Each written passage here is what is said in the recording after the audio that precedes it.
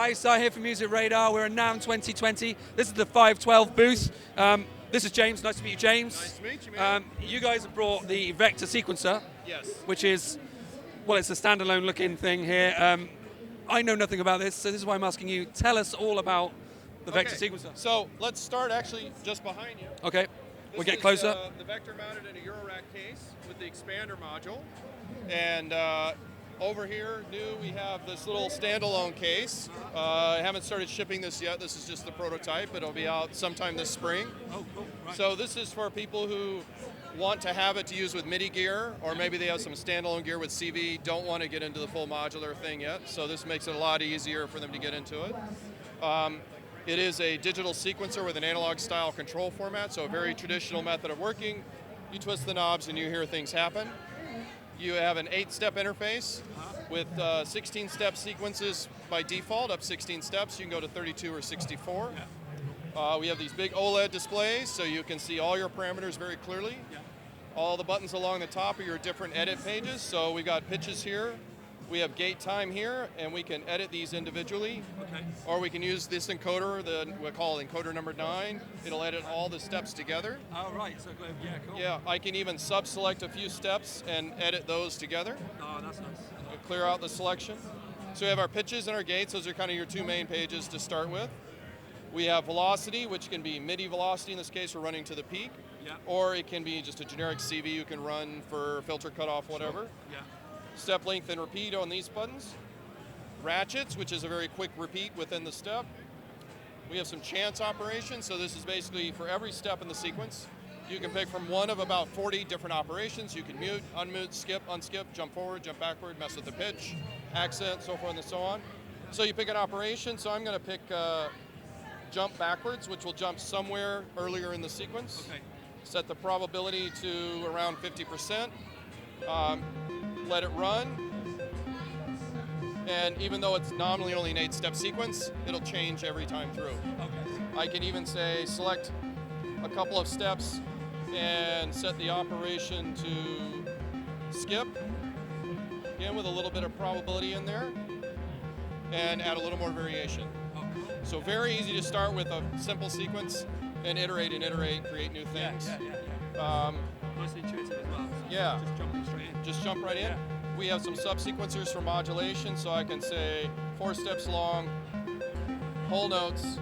I want to modify transposition, turn that on, page over, and now let's see, we'll go down 3 semitones, 5 semitones.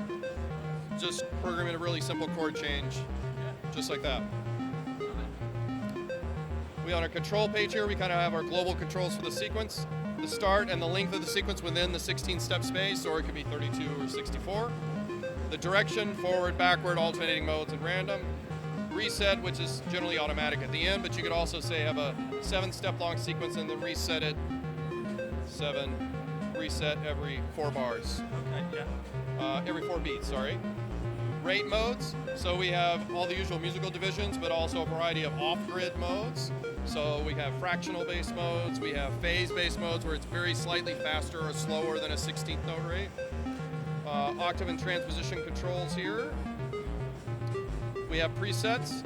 We actually have 8 parts on this sequencer. So, and they're all freely routable. So I've got part 1 is going to the peak right now. And I think it's muted, but I have part 8 going to the Volca sample. You can route parts to MIDI and CV freely.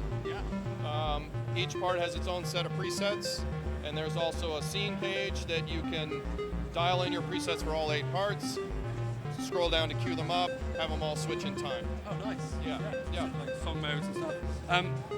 So talking about like punching in sequences, you can record. Obviously, this is keypad. There's a little mini keyboard. Yeah. So I can go to the record page, just step record right now, but I can easily go in and do this. You can plug in a mini keyboard, USB, or come in from the computer. Okay. Or on the expander module, we have DIN MIDI in and out, DIN sync in and out. Okay.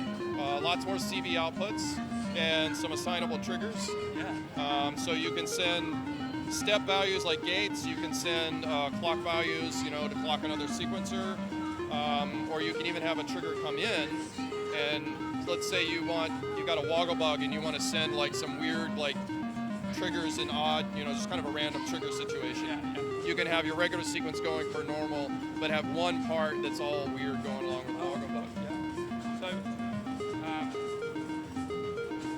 we want to hear this in action in a bit. If you're able to do that, that'd be awesome. Also, before we do that, and I can then stop talking, you were saying that the prototype at the moment is going to be. When you're the looking, module is shipping now. Shipping now? We've been shipping for a while. The case, this solo case, is just the prototype. That's the prototype. Yeah. Okay. Yeah. Price-wise, how much are the? So the base module is $699 US. Yeah. This expander is $359. Okay. Yeah. So dealers in the US, UK, and Europe. Okay. And then your prototype case is. There's no kind of. You're not I haven't set the price yet, but we're looking for well under 100 US for that. Yeah. So very inexpensive for someone who wants the solo, the standalone experience to get into instead of having to find, now I got to find power and I got to find a case and I don't want a big case because then I'll be tempted to buy modules, that sort of thing, right? Yeah, we've all been there. Yeah. Cool. Well, can we get a little noodle in there? Sure, Yeah, sure. Cool. Take it away. We got good feed. Levels are good.